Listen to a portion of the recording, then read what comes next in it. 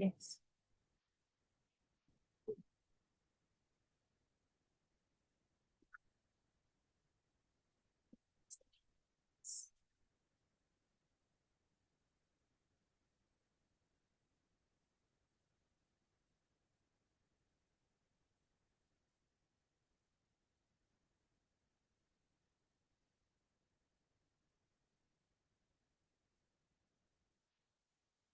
Good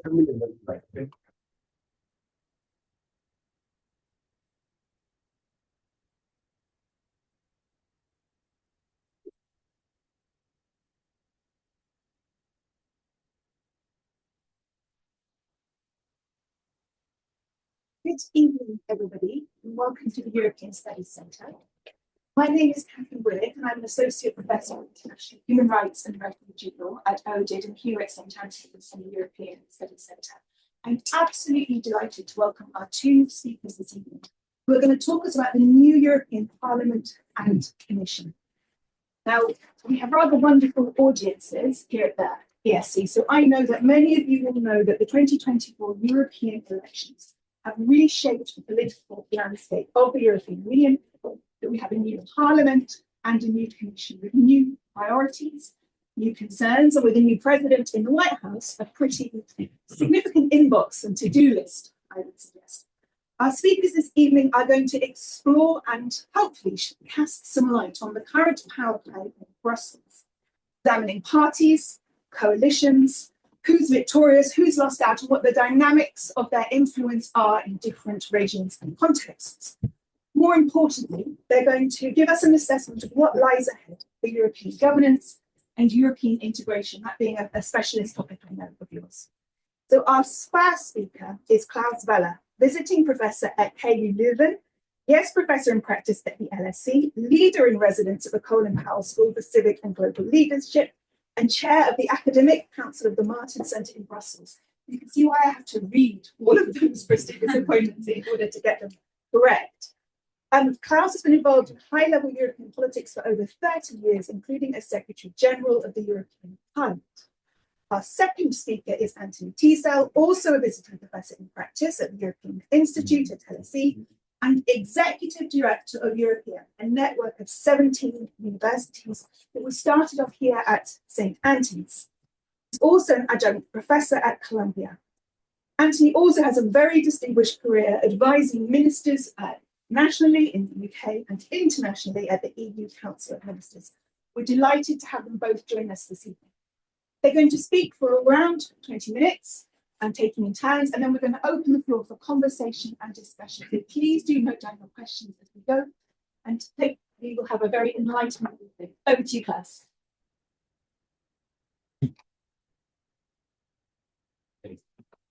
I will speak from here because I can keep better eye contact now. I also see if somebody's falling asleep, which is always the ultimate success criteria that this is not going to happen. So thank you very much for the invitation here, and especially the opportunity to appear together with Antony, who is not only a former colleague but also a long-time friend. Speak about the new European Commission and European Parliament, who won the 2024 power play. So that's raising a number of questions. Because on a national level, you wouldn't need to ask that question. It's pretty easy. Somebody won the election, you have a new government, the other side in the opposition, so the question kind of answers itself. So why do we have to ask this question?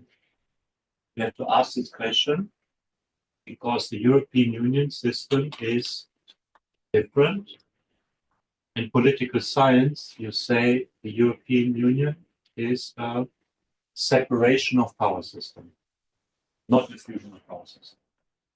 Our national systems are fusion of power, which means parliamentary majority, majority in government. If parliamentary majority is no longer there, the government has to resign, new elections, and so on. We don't have this in the European Union. It's much more complicated. We have independent institutions, the Commission, the Council, we have the Parliament, a little bit like the House, Senate, and the administration in the United States, especially if they have different majorities. It's also more complicated, and I enjoy to use this expression in this country, because the European Union is a federal system. It's not a federal state, but it's a federal union. Federal union in the sense that we have a division of power on the federated level of the system in independent institutions, also between the European level, the national level, and the regional level, because that's the real meaning of federalism. And why is the system different? It is different because this is the stability condition if you want to organize a system of continental scale. If you have a national system, let's say very well established nation state, then you can do 51% against 49. The 49% accept to be out for 4 years or 5 years, more or less. If you want to build up a democracy on a European level, with 27 states, going from Madeira to the Black Sea, going from the Finnish North to Cyprus, you cannot exclude over 4 and 5 years, let's say, in a systematic way, 49% electoral European Parliament. And that's why we are not having 51 against 49, but we have something which is much more complicated. And in fact, we have a parliament of minorities. Very small minorities and very big minorities. But they're minorities. Nobody just on their own can impose its political will on the other one. Biggest minority, which is the EPP, is maybe 25%. Maybe impressive, maybe not. Not a majority. It's a parliament of minorities. And because of this, people know you want to achieve something politically, you have to cooperate. You cannot impose. You have to build alliances. And you don't know who would be ready to support you. And sometimes support is coming from corners where you least suspect it. And that means you always have to be open for cooperation. You cannot just denigrate somebody because it's not of your family, because maybe that's the vote that's helping you to be in a majority and be successful with your legislative project tomorrow. So, what has been the outcome of the elections? Now, of course, we need to simplify a little bit. My reading is, I would like to offer, that basically after the elections, you have 1/3 of the members on the left group, the socialist group, and the green group. You have a good third in the center. Antony has made precise calculations, so he could tell us that it's 37%. Let's call it a good third in the center. That's the EPP and the Liberals. And you have a small third on the right of the EPP. And this small third on the right of the EPP in the past did not exist to that extent. It's basically been growing since 2009. Is this something which is very European Parliament specific? Not really. Look at our member states. Le Pen, 30% in France. AfD, 21, 22 in Germany. Nigel Farage, recently top of the polls in Britain. FPÖ in Austria, not 30%, but the strongest party, close to 30%. So, in fact, what you see in the European Parliament is a kind of mirror of how the national party systems are evolving. So if we nowadays have a small third to the right of the EPP, that's the situation also in our member states, and that's not something very special in the European Parliament.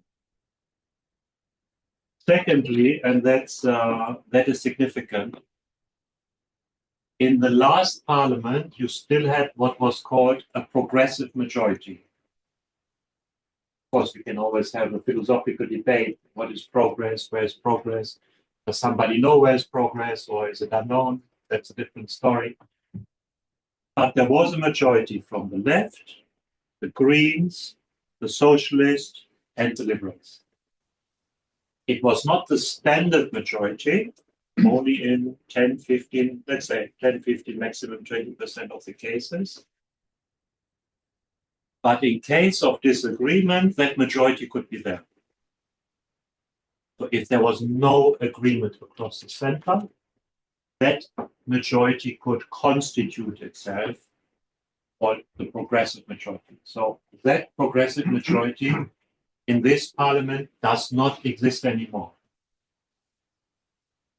The four parties to the left of the EPP have fallen below 45%.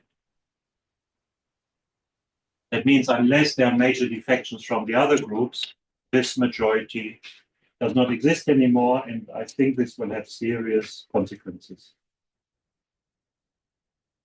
So how is this then all playing out in practice? I would argue that the weeks just after the European elections, when the Commission President needs to be elected by the European Parliament, that's the moment of maximum weakness, both of the candidate and of the Commission. In fact, more of the candidate than of the Commission, because if she fails, she will be replaced as somebody new, the Commission still exists.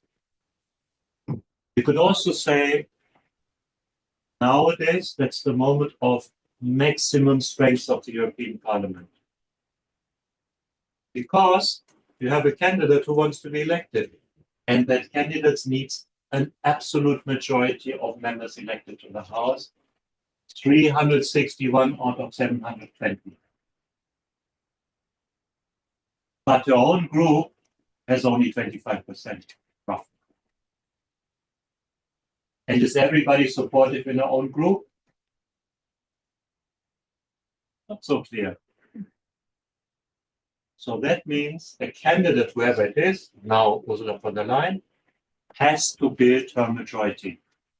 Doesn't have it. And how does she do this? She has to do this through establishing a kind of governing program. You know, the socialists will not vote for Ursula von der Leyen, who's from the EPP, because she's nice and beautiful. In case she is nice and beautiful, huh? That's a question of appreciation. Huh? They will want to know what's happening on the program side. Any of our content there or not. The Liberals the same. The Greens the same. ECR, Conservatives the same. 20 years ago, or more, I remember vividly when Romano Prodi was the proposer.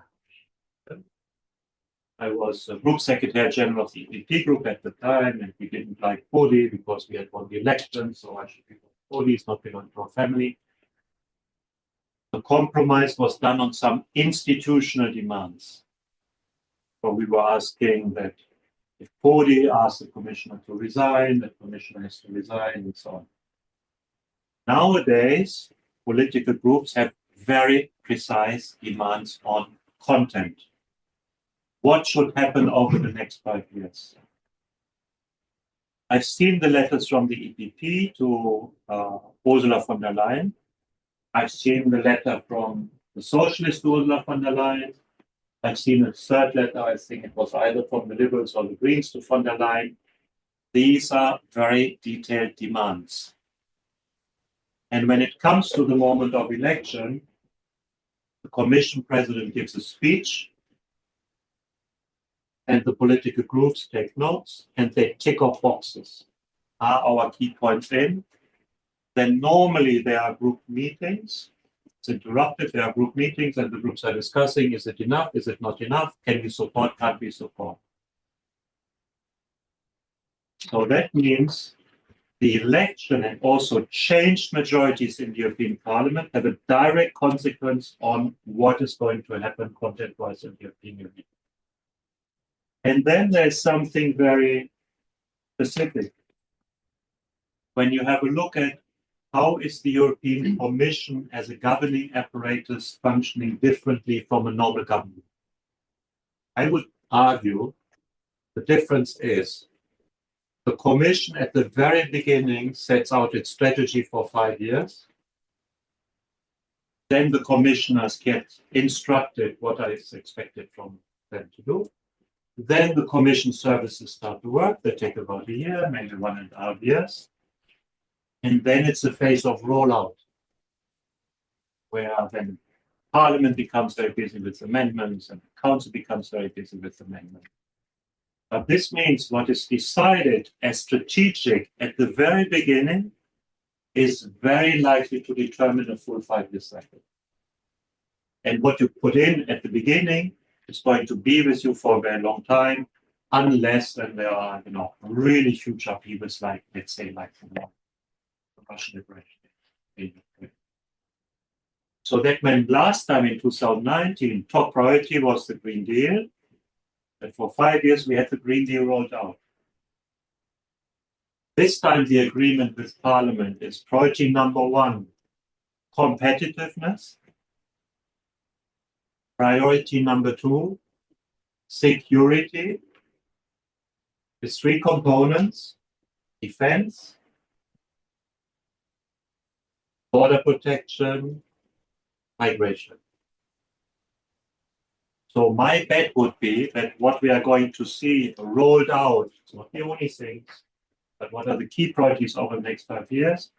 It's competitiveness, defense, border protection, and migration, reflecting a shifting majority in the European Parliament as the outcome of these European elections. So, who has won this game? I would argue that there are, or let's put it like this, that we could describe the situation in 4 circles of power in this legislation. And the circles of power are determined by your position in the system, where you positioned, on the fringes or in the center. Secondly, by the posts, which give you the possibility to execute that power. And thirdly, by the program that's going to be rolled out over the next 5 years. So 4 circles of power defined by position, posts, and program. Contrary to the last European Parliament, where the position in the center of the system was with the Liberal group, the position in the center of the system this time is with the EPP group, European People's Party. In what sense? If you look at the hemicycle, the EPP occupies center-right, center-left. There are a lot of members from the EPP sitting on the center-left now in Parliament because the right has been growing. That means difficult to form majorities on the left of the EPP, difficult to form majorities on the right EPP unless there's cooperation between the very right and the left. At the same time, half of the commissioners in the European Commission for the EPP, some on the left, some on the right. About half of the governments in the European Union and the European Council, some on the left, some on the right. So, position in the center, this time contrary to the last legislature occupied by the EPP. The same for posts, key post Commission President, first half at least of Parliament President, EPP. and program competitiveness, security, much more EPP than the Green Deal last time. The second circle of power, I would argue, is the alliance between EPP, Socialists, and Liberals. Because again, there has been alliance across the center. The three parties occupy all the key positions. That means also the President of the European Council, the High Representative Liberals, President of the European Council Socialists. And they have established together a governing program and a kind of coalition agreement.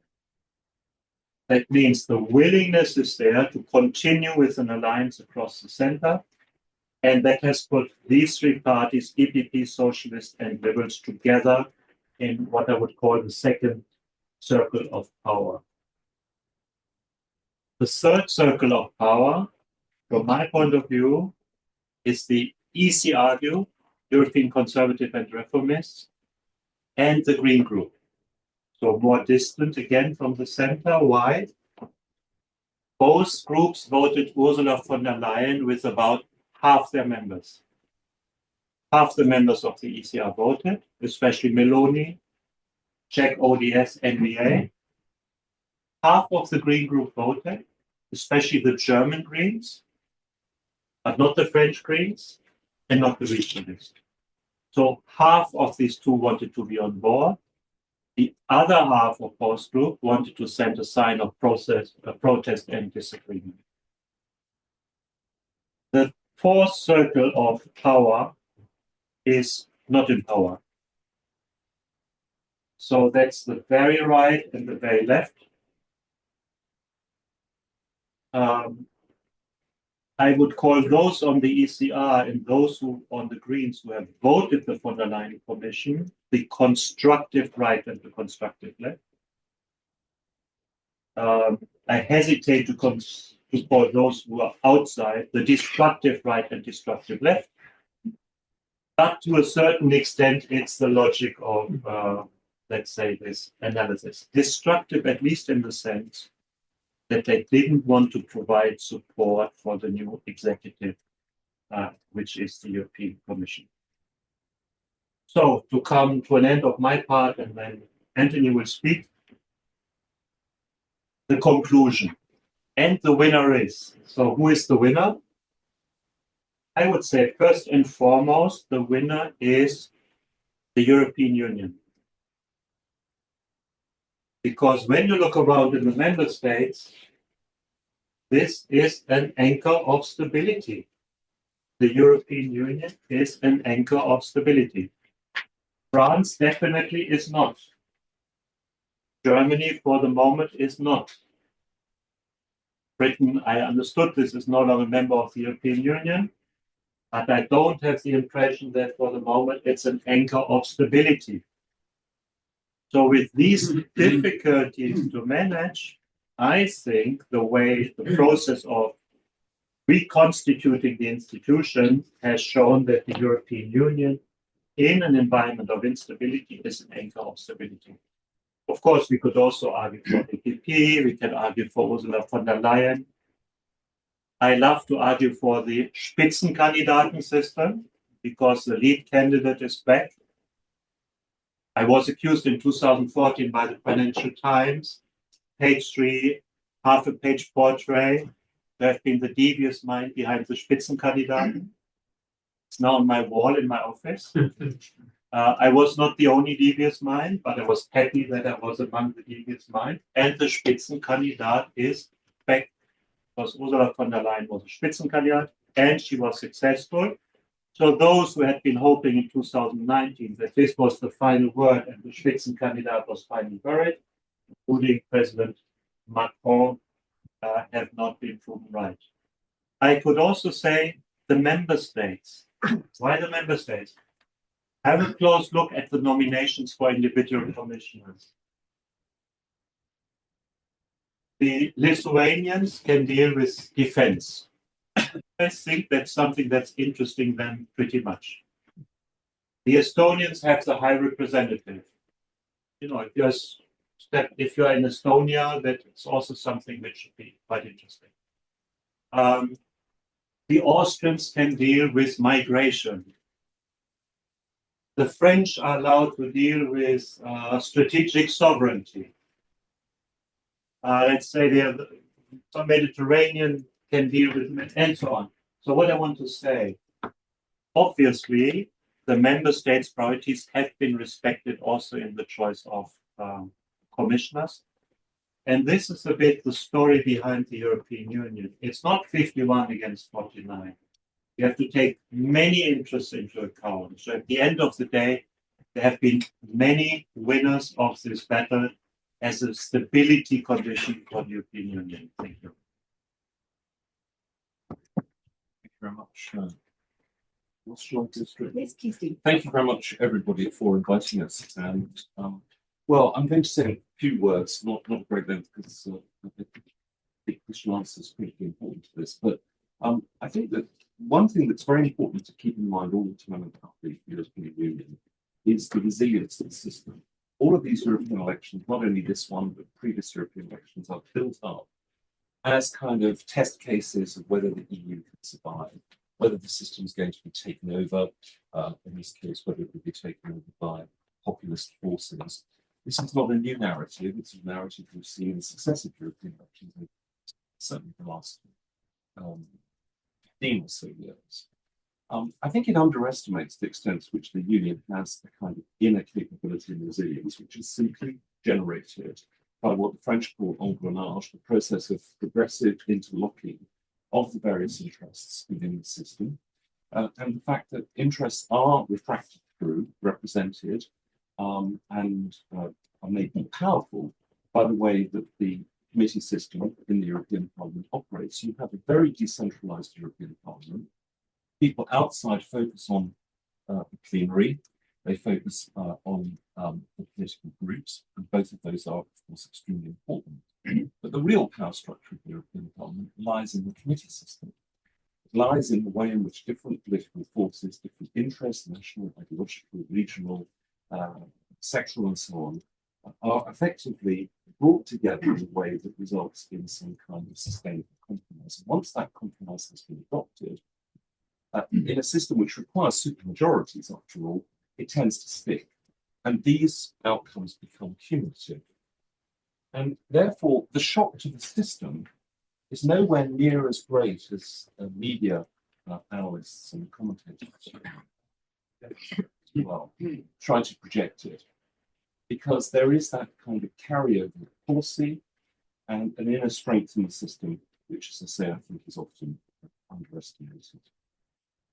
The second is that, reflecting that, there is higher continuity of policy between successive European Commissions than the way that it's very often presented publicly. At the moment, there's high fashionability to the idea that there's some kind of U-turn occurring in the European Union between essentially the digital agenda and the green agenda, which was pioneered by VDL1, or 1.0, as I think we now describe these successive presidencies, and the new competitiveness and security agenda, which Klaus referred to in VDL2. The reality is that the first carries forward into the second, and there's a huge amount of implementation of established positions and law that's been adopted, and a huge amount has been.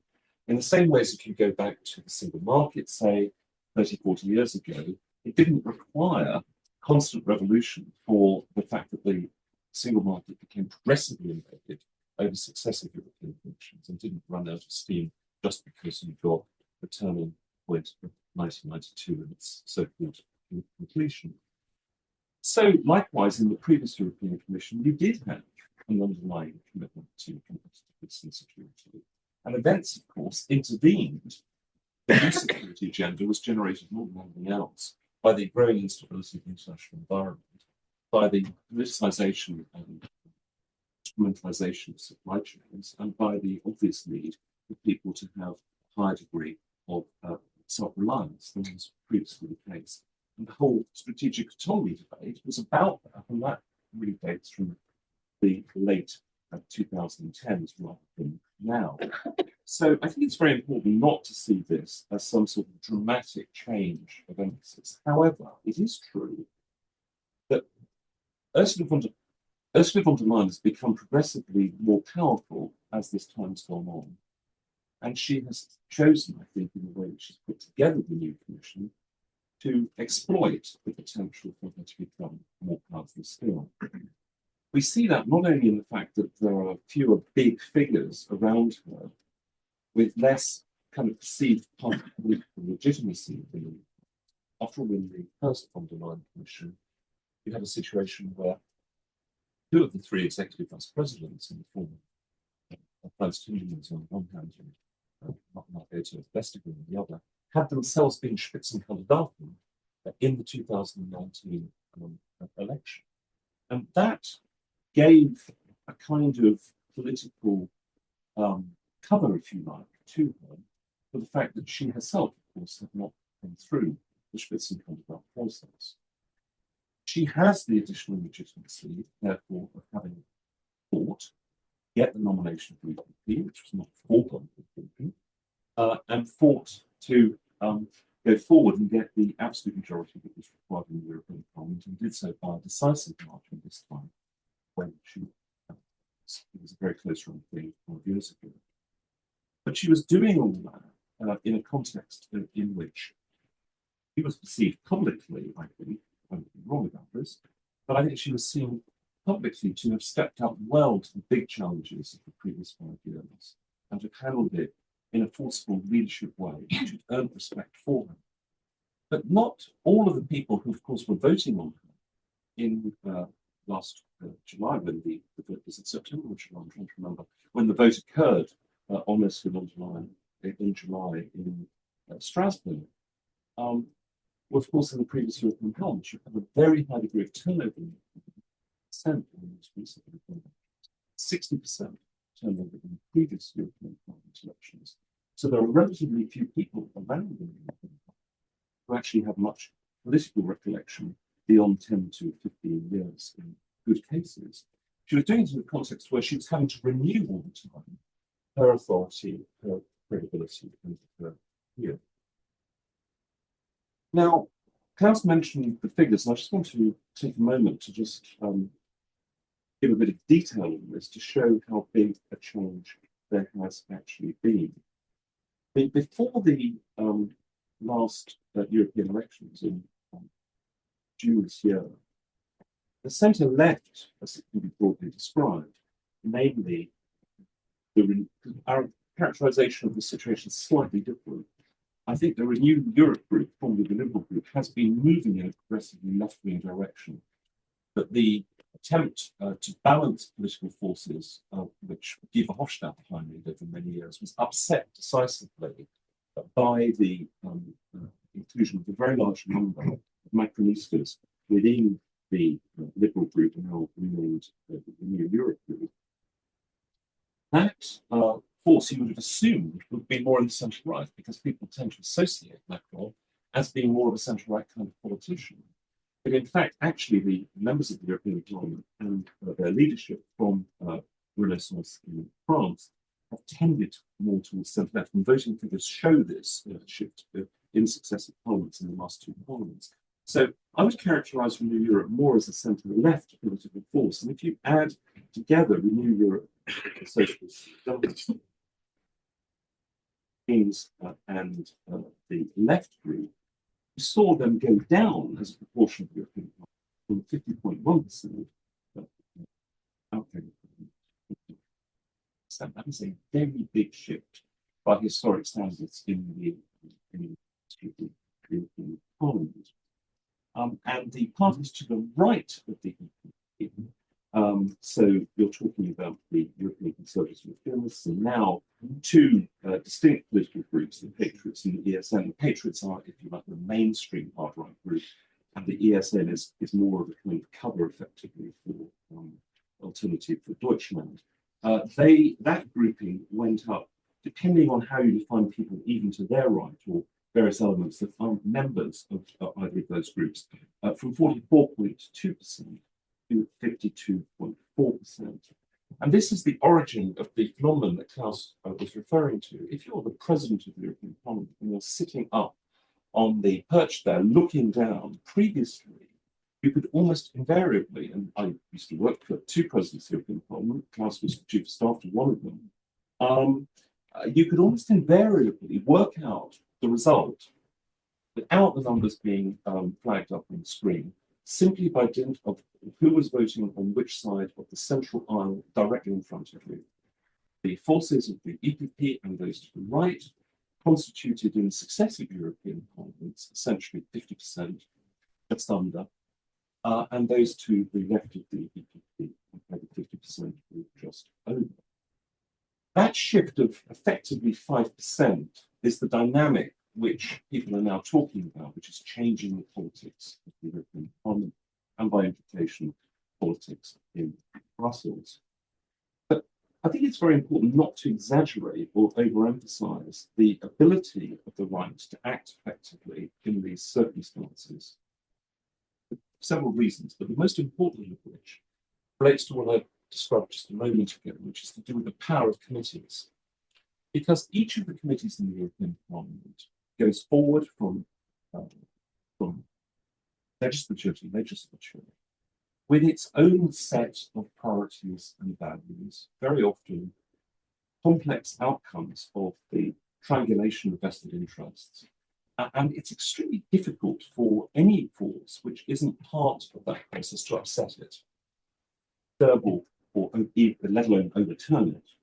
And these committee centres of gravity, if you like, are themselves often quite different. I mean, clearly the centre of gravity in the Environment Committee is not the same as in the Industry Committee. Centre of gravity in the Social Affairs and Employment Committee is not the same as in the Economic and Monetary Committee or in the Single and Internal Market Committee. It's very difficult, these centrifugal forces in the European Parliament, that it's actually very difficult for leadership components, whether they're the leaders of political groups or they're the president of the European Parliament, to have any discernible effect on them, other than when they come dramatically into some kind of clash. And then it's possible to try to arbitrate between them. But that's not the norm. The norm is rather the opposite. And it's become more so over time because of the operation of the co-decision procedure, the way that the trial process works, in which behind closed doors, agreements are struck between the relevant commissioner or PG that he or she might be leading, the Council of Ministers represented by its presidency, very keen to do a deal, and the key members, the chair, the rapporteur, shadow rapporteurs from the relevant parliamentary committee. And to get that deal overturned by plenary is a rare phenomenon. It can occur when the position of a particular committee gets increasingly out of line with where the balance of power lies or balance of opinion lies in the European Parliament as a whole. But it's relatively rare. It was starting to happen on the Green Deal before the last European elections. And the EPP, this predates the shift to the right that we're just describing here in the last elections. EPP found its position increasingly unstable as a result, because EPP members had been agreeing sometimes to things in the Environment Committee which the EPP support wouldn't accept, and which the Parliament as a whole might push back on. And so there were several incidents in the run-up to the European elections where the EPP found itself in trouble, and the Parliament teetered on the process of reversing the position which the committee had adopted, and in some cases, which they had negotiated into the agreement with the Council of Ministers. That is, I think, now less likely. What you're going to see is that the EPP's more conservative, in inverted commas, position on the Green Deal will be reflected in the deals themselves that are struck, and therefore that the position of the Parliament as a whole and the position of, say, the Environment Committee, or indeed any other committee, probably would be better aligned. But the EPP now finds itself very much as the kingmaker in inverted commas, in the sense that which way it goes will determine the outcome of any left-right vote in the European Parliament, whereas previously that was the position, as Klaus mentioned, of the Renew group. There's a lot more that I can say about that, but let me just give you a concrete example of what we're talking about. The European Commission is announcing for this week its annual work programme in 2025. And there are 53 initiatives that will be proposed. 12 of those are in the area of competitiveness, 7 in the area of simplification, 4 in the area of innovation, 5 in the area of security, 3 in the area of preparedness and resilience, 2 in the area of migration. And what you might consider to be a more actively centre-left agenda are reflected in 1 on sustainability and 2 on policy. Geopolitics is 3, could be interpreted any way you choose. But the point I'm making is that there has been a course correction. We see this now in terms of new initiatives. But everything else that's been proposed, remember, and adopted in the past, and 97% of legislation proposed by the European Commission gets adopted, of course, is not only on the statute book, or will be on the statute book, but when it is adopted, because there's still about 100 pieces of outstanding business from the previous Commission, that momentum, even if it is somewhat broken, is not lost. And the outcome will be, in the course of the next 5 years, almost certainly something more approaching the mainstream policies that we have seen in the past, but with a rather more centre-right tilt. It won't be the adoption of some far-right agenda. That's how I see it, based on my own experience working in the European Parliament. I think in all of this, it's very important to try to escape the stereotypical reporting which journalists and many other commentators, including other commentators, tend to find quite attractive and interesting.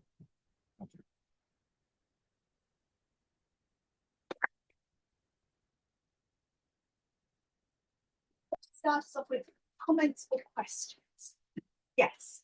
I would like to ask whether the budget follows these vagaries of shifts of power and so on. Are they reflected in the budget? And because cash flows may make enormous differences from this decision.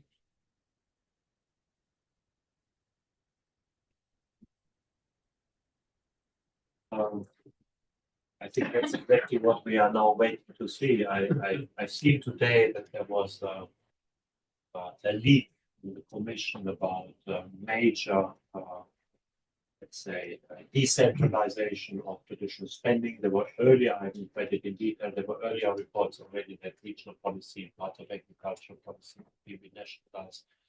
But I would expect major shifts in the budget in favor of defense. To a certain extent, we are seeing this already. The Commission has taken a decision that unused regional funds, and because of Next Generation EU, it seems that 93% of the regional funds at this moment are unused, and, for example, be used for military mobility. Depending on what the countries want, that also depends on their geographical position. That's a major breakthrough, I would say, in favor of defense financing. I'm personally of the opinion that we will see a major package, maybe like Next Generation EU.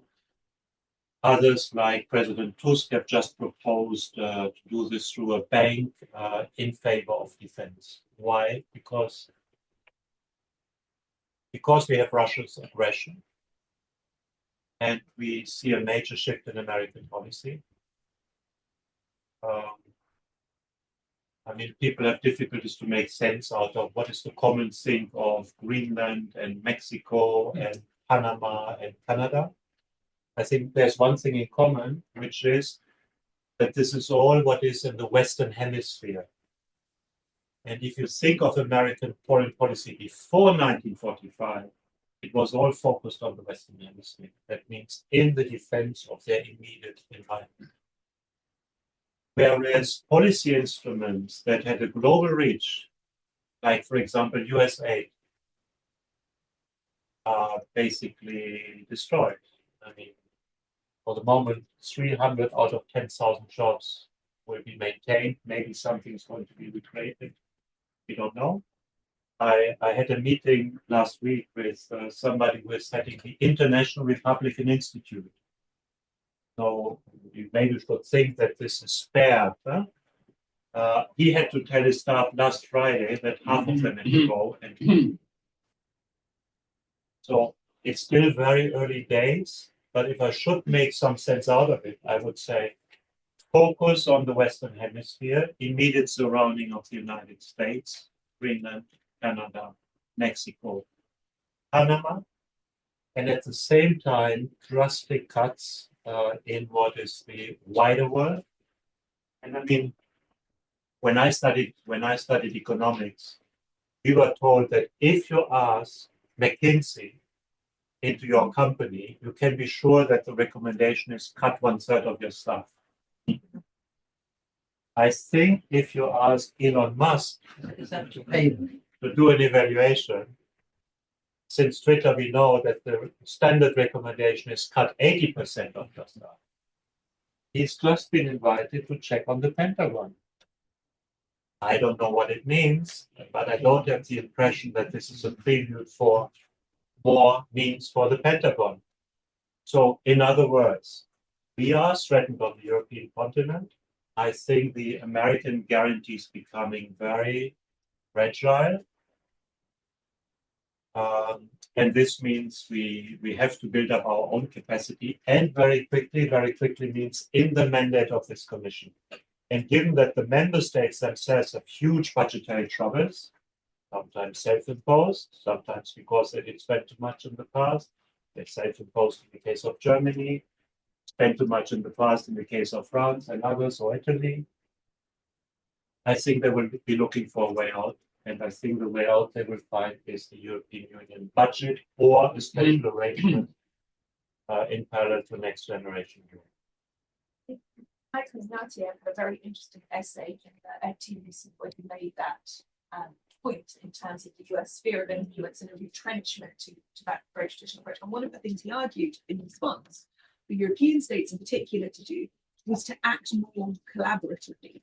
And yet when we saw some of the cuts that you mentioned to US aid, when we see threats to the territorial integrity, potentially in the EU country, we're not seeing that, well, we're not seeing externally, at least, that collaborative response. In terms of the shift to the right that you are identifying here, does that make it easier for the EU to engage with Trump or to contest him, to be able to have conversations about some of these areas? Or is there a different kind of chart that needs to be intact by the EU as a militant? Yeah. One I think would say is we have to look at the different rights, and I like to classify them as constructive right and destructive right. There are many ways to look at them, but what is interesting for me is their position towards the system overall. Who is trying to destroy the European Union, and who has different policy proposals within the European Union? For me, that makes a big difference. We can also have other differentiations, but for me, this is essential. And there we see that some, let's say AfD, I would also argue Viktor Orban, in the Patriots and so on, they try to destroy the European Union. They would be very happy without us. Whereas others, especially in the ECR, and including Meloni, are not. Which means Meloni engages on common rules on the foreign border, on the external border, whereas Orban is not, whereas law and justice is not. That's for me the dividing criteria. What I find interesting is that Elon Musk is supporting AfD in Germany. Who was invited for the inauguration from France? Not Marine Le Pen, to my surprise. I mean, maybe that speaks in her favor. I don't know. She was not invited, but a presidential candidate further to her right. It's not the conservative leadership which is invited to the inauguration. It's Nigel Farage. So basically, political forces who tried to destroy the political order after 1945. So these people are close, yes, but will they speak in our favor? No. So who can speak, let's say, constructively, I would put this some parts of them, like for example, Giorgia Meloni, but not to others. Thank you. I have some two questions here. I'm going to take them both and then we'll open up. Yes. Otan. Yeah, thank you very much. I mean, that is a little follow-up because you've started the conversation about far-right parties in the European Parliament and the fact that they are not like a unified bloc. They belong to three different political families.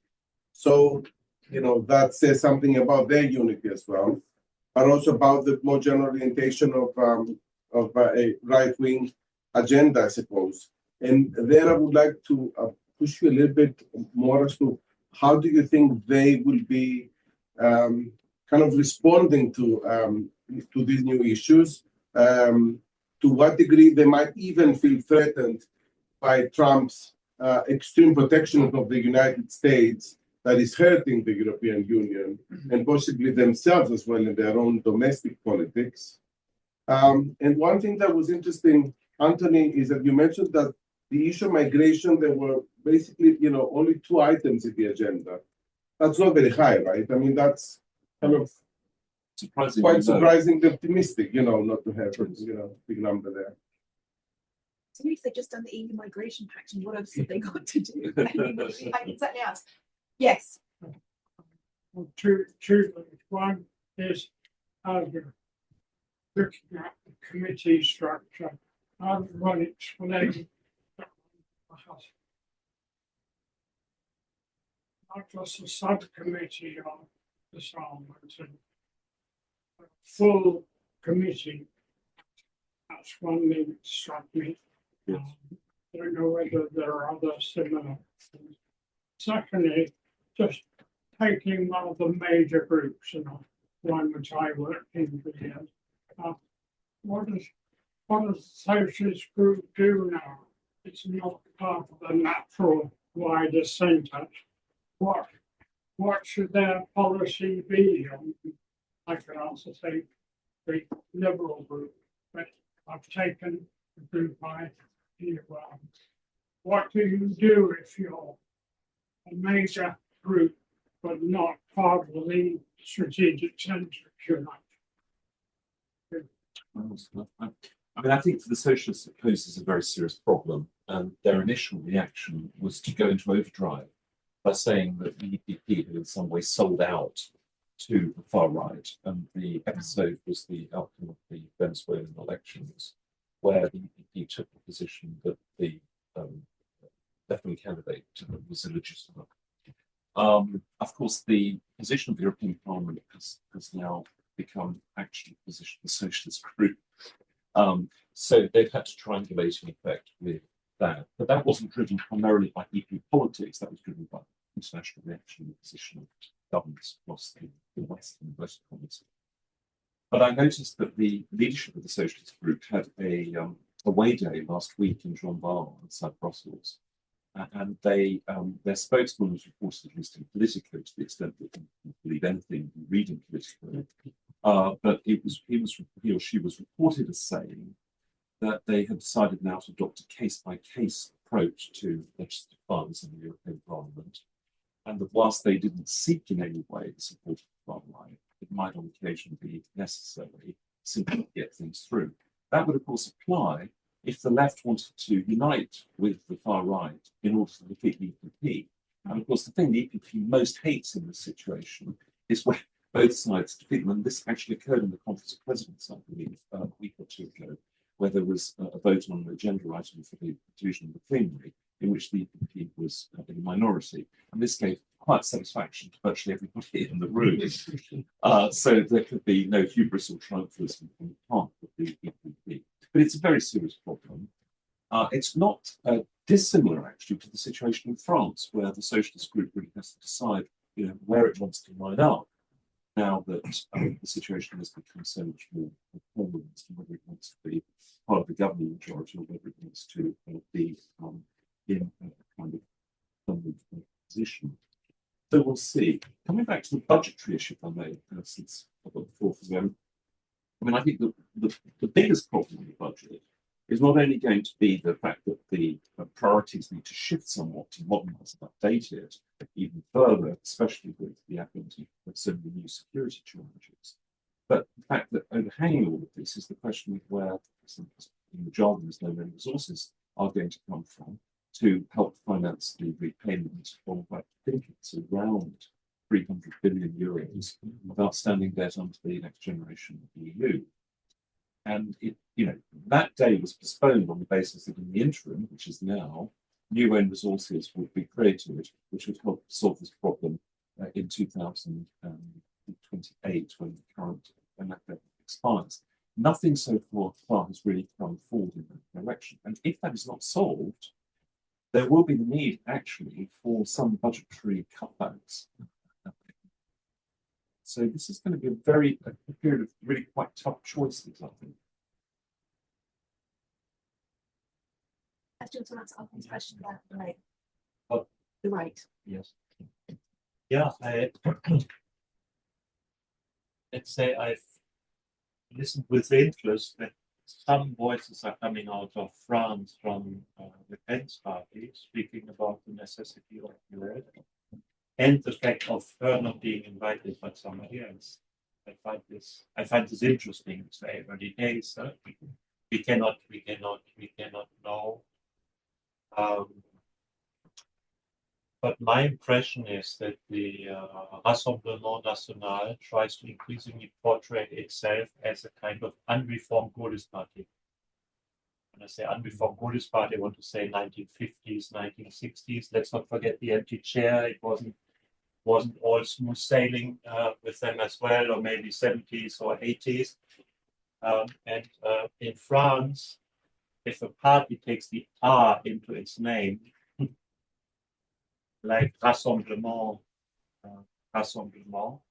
it's normally saying you want to occupy the Gaullist tradition. And I think that would be a kind of completion of their takeover of that political space.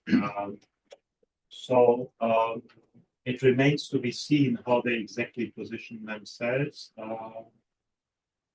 But the fact that she was not invited, let's say, I find interesting. It's also interesting to hear, I'm no longer, let's say, in the administration, but it seems there is a change of strategy on the right. For a very long time, I think they saw their main area of activity in plenary, in communication, but not in content work. I hear that this is about changing. So they are, to a certain extent, better organized.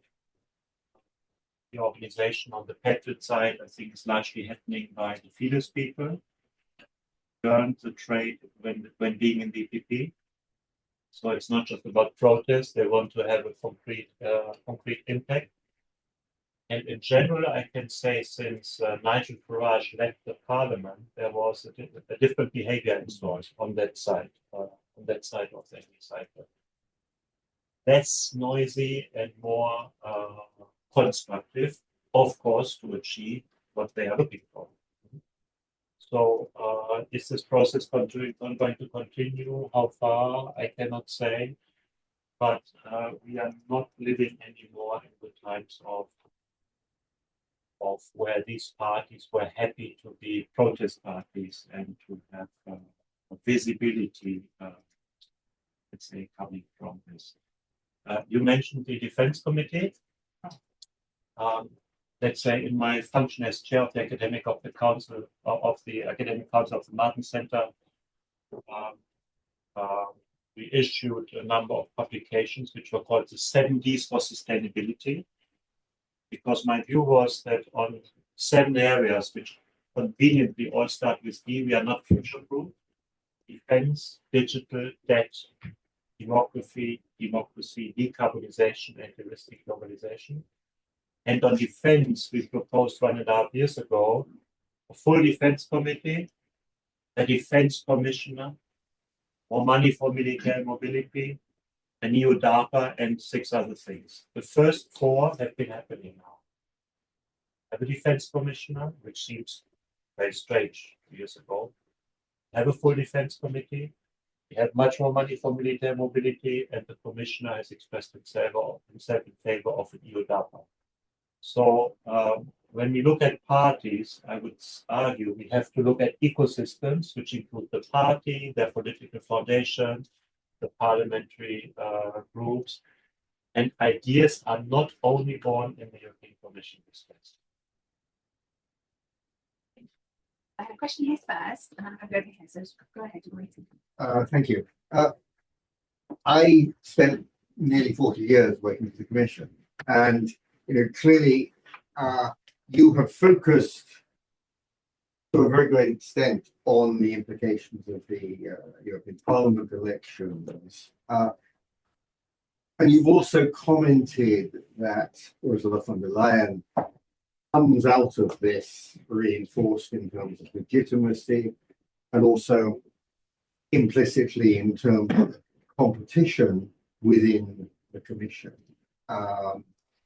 as compared with BDL 1.0. What I think this also means is that we've seen over a longer timescale than just the von der Leyen Commission,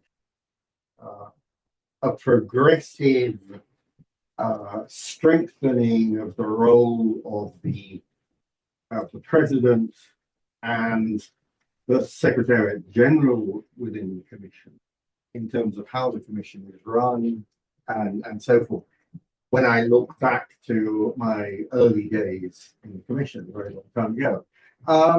But what I wonder is, how far does this reflect, in a sense, that the Commission as an institution is evolving more towards the sort of approach of a national government? In that things are very much now driven by the President, and in particularly this time, reading the latest comments on the budget proposals, which you referred to, Klaus, there is a suggestion in some of the reporting today that essentially von der Leyen and a couple of other senior commissioners will basically be driving the whole budgetary process in a way which was not the case in the past, where you had much more fighting. What are your thoughts on that? Because that's also important, I think, in terms of what was called the power struggle, the power within Brussels. Add my footnote, Yes, because go it's simply, I mean, Jonathan's put my question probably much better than I. I was going to ask in a naive way that we understood when this project was invented that it was driven by a elite managed European Commission. But listening particularly to the list of initiatives and how they'd switched, one is now getting the feeling that the European Parliament, as we know over the last 10, 15 years, has gained much more relative power to the Commission. My question, which is very much Jonathan's, is what is the role what role does the Commission have in terms of politics? Does it still abrogate to itself a role of kind of being a bulwark against kind of extremism in this current discussions about extremism to the right? Or is it more, given your point about the Parliament of minorities, is it kind of dancing much more carefully so that it maintains its sense of authority, and yet behind the scenes swimming underwater and trying to do what it can? I mean, how do we, naive citizens, how do we interpret what's going on there? There's obviously a huge kind of power battle. I think one more comment on this point, David. Do you want to go ahead? That's very kind of you. Thank you. In the sort of, with the arrival of Trump, does this offer a real opportunity for the UK government to work with the leaders of the European Union? Not in any sense because we have a special role, but because we don't. We all face the same problem. and we have to work together on that. You have a lot to get into there, so take the Well, points as on you wish. the very interesting questions about the role of the European Commission. I mean, the Commission finds itself in a very, I mean, somebody wants to.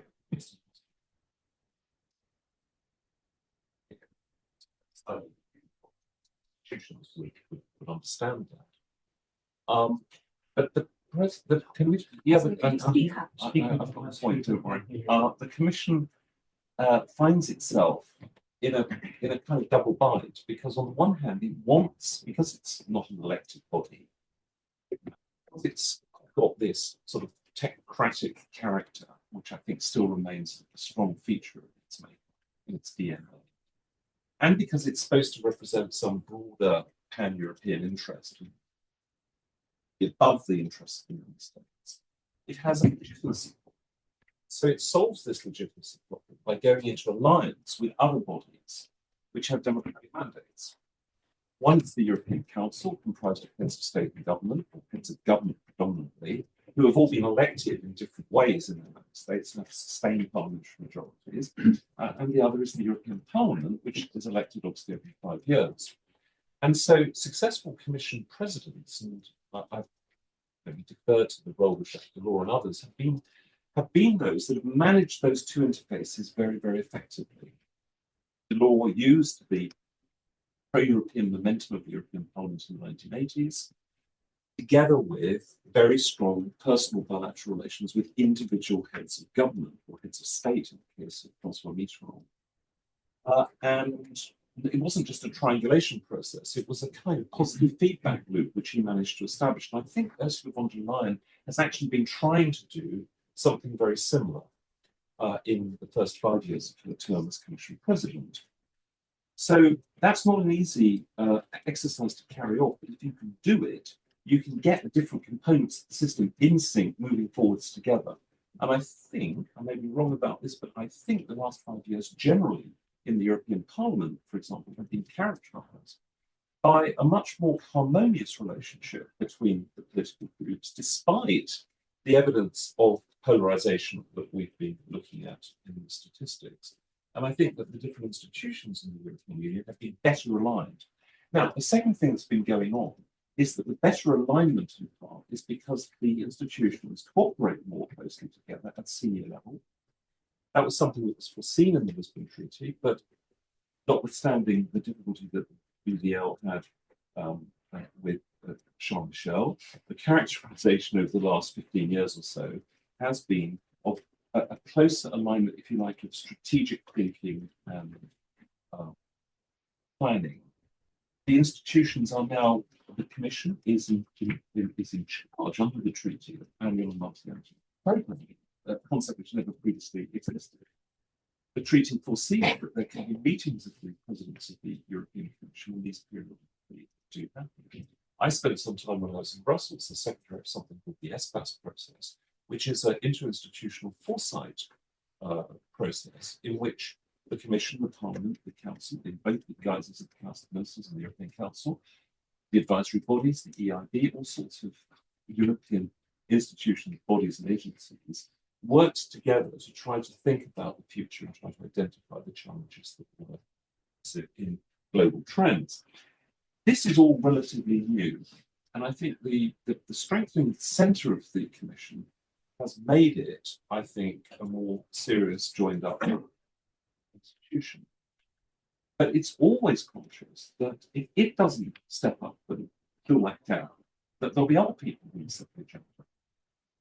The heads of government are never backwards and coming forwards with their views of what should occur. And the European Parliament has been a constant fountainhead over the years of many ideas which have subsequently become absolutely mainstream. I mean, for example, the idea of climate neutrality by 2050 was an idea first in a European Parliament report. We just take it for granted. The idea of the Digital Services Act and the Digital Markets Act, these were ideas that came out of the as of the AI Act, and that was a legislative initiative report in Britain. Now, once they become the official position of the Commission and puts forward legislative proposals and so on, people forget the origins of it.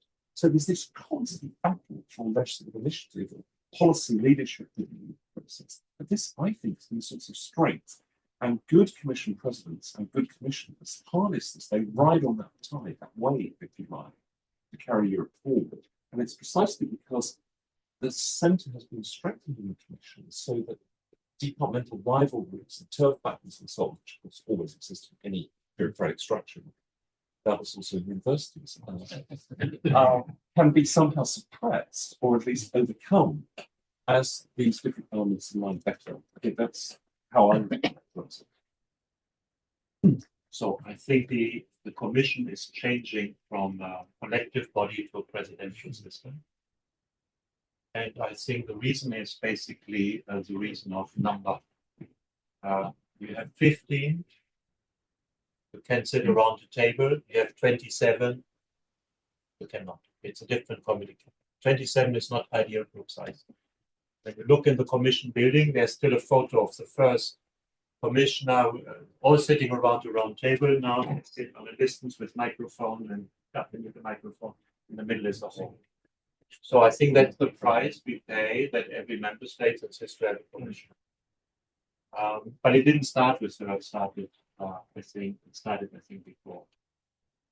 Does she have to dance more carefully? Yes. But with whom? With those in the system who are ready to be constructive.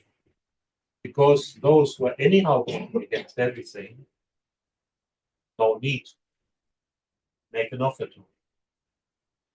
And that's, I think, the significance of the vote of this von der Leyen Commission.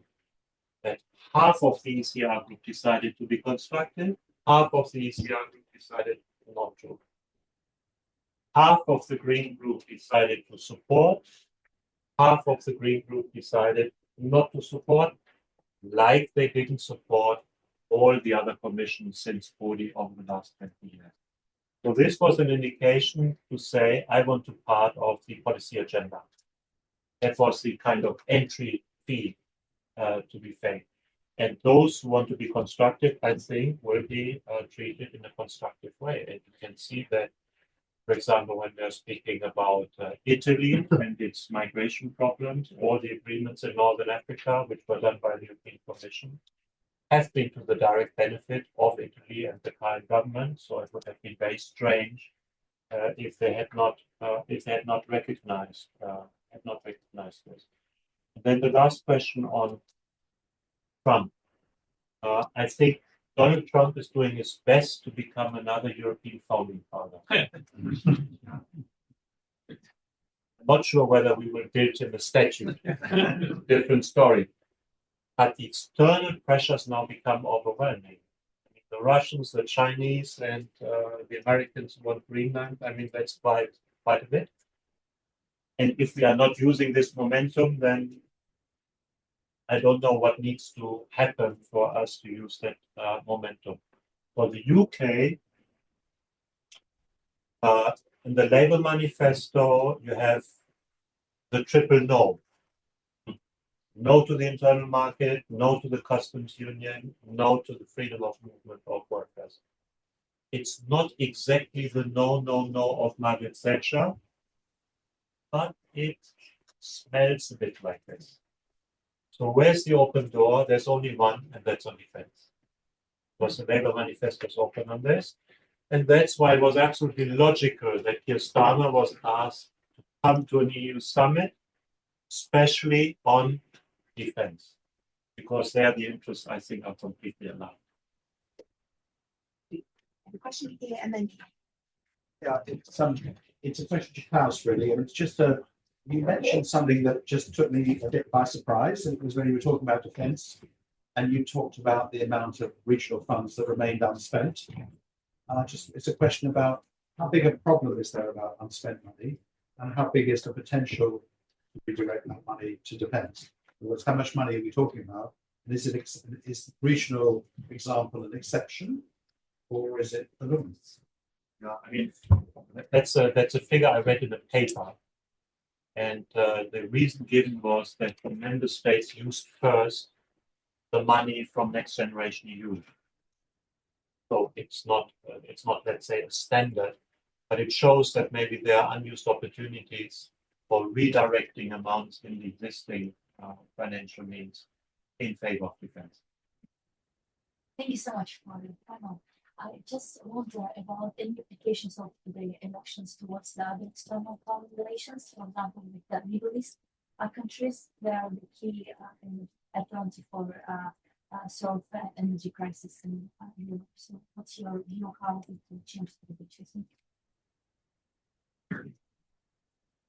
I'm not an expert in the Middle East, but it seems to me that what's happened in Washington recently is going to be affecting the European elections in terms of affecting European policies in the Middle East. The EU has always taken a very balanced sort of two-state solution approach in respect to the Middle East. It's been put under a lot of pressure by the events of the last year. But they didn't, Middle Eastern issues didn't really focus very much in the European elections, which was perhaps a bit of a surprise given how radicalizing, particularly among young people, the Israel-Gaza problem had been. And I think some people expected that it would actually be really quite damaging. But it wasn't entirely clear to which political parties it would be most damaging. In fact, I'm not aware of anybody having seen it as a significant political force. Also, Final question, so final two. Yes, thank you for your remarks. My question has to do about defense. You mentioned that you expect the defense budget to increase, and you mentioned some of the 4Ds that would increase the autonomy of the European defense project. Do you expect with that and with the center of gravity shifting towards the right, do you see that or expect this to be more collaborative among the member states going forward?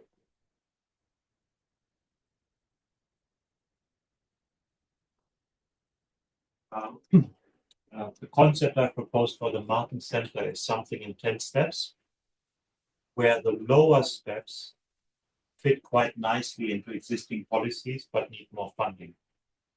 So, for example, we have already some works on cooperation during catastrophes, fire, but war, I think, would also be a major.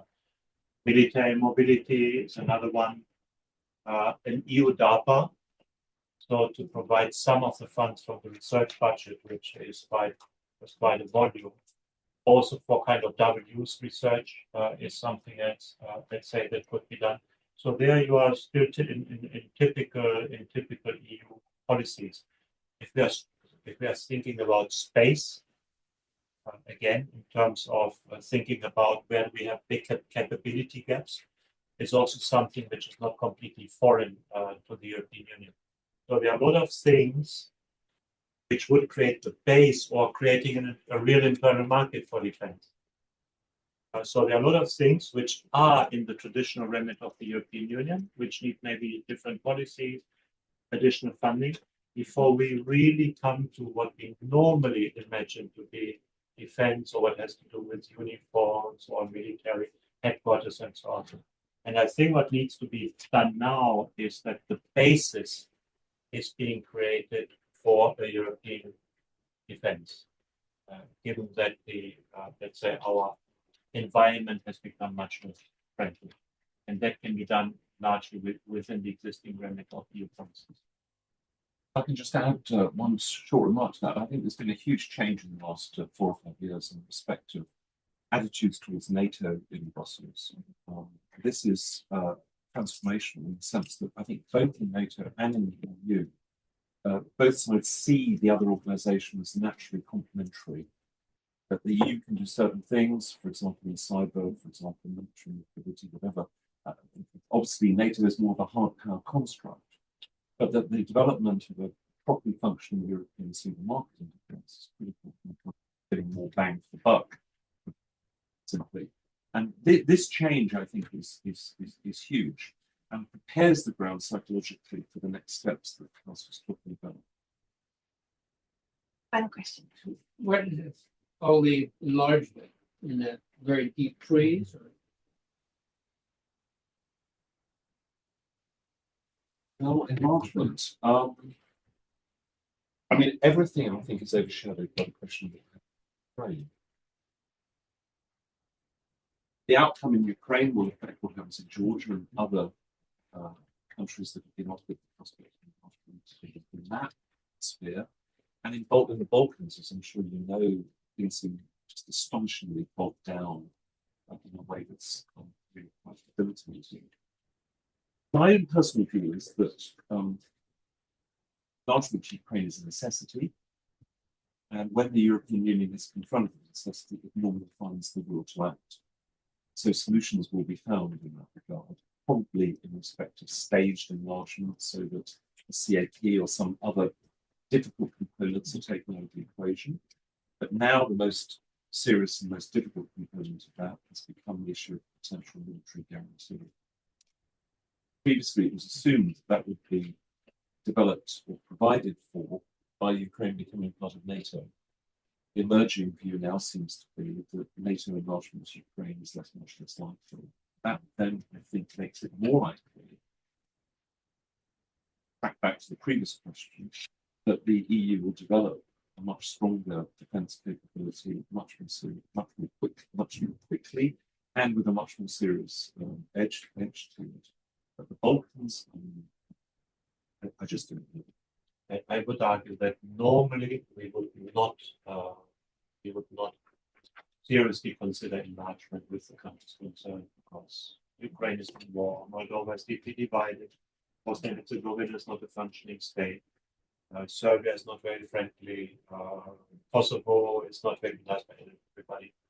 The problem is, if we leave a grey area between the European Union and on the other side, Russia, who tries to re-establish empire, that area is very likely territory of war. So the question is, I don't think we can leave this gray area, and therefore we have to choose between two difficult situations. If not, one is wonderful and the other has difficulty, but we need to choose between two difficult situations. I could imagine that if you look to the Balkans, a country which is quite well advanced, I was recently there, is Montenegro.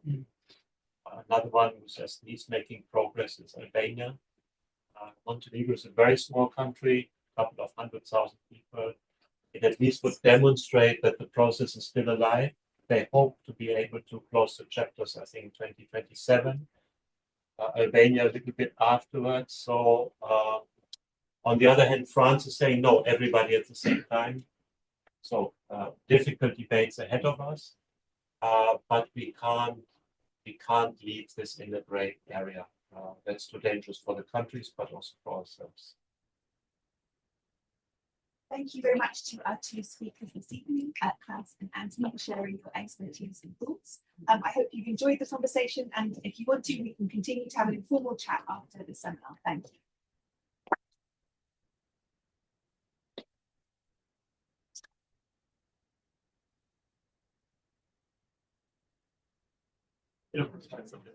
Thank you.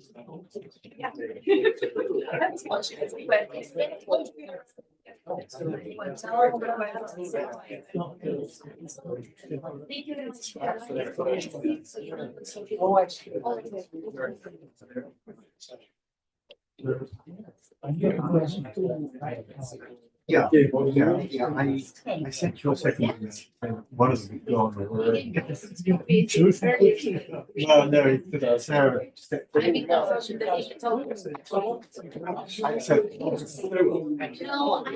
When you come up, run them past me again.